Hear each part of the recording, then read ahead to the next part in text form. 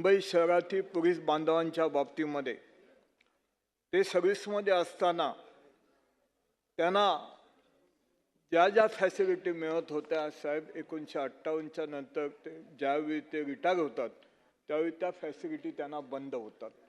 माझी आपणाला विनंती आहे शासना आणि मंत्री महोदयांना की कोणत्याही प्रकारे ज्या पद्धतीने त्यांना ज्या डिपार्टमेंटमध्ये असताना काम करत असताना पोलीस बांधव हा कधी 8 तास काम करत नसतो, हा 24 तास काम करत असतो.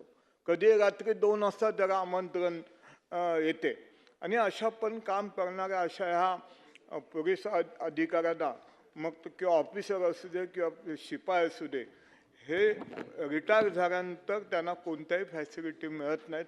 माझी शासनाला विनंती आहे की काम करणारे हे 24 तास काम करणारे शासनाचे काम करणारे हे पोलीस बांधव यांना आपण योग्य ती न्याय द्यावा आणि भविष्य काळामध्ये त्यांना ती फॅसिलिटी चालू करावी अशी मला विनंती आहे.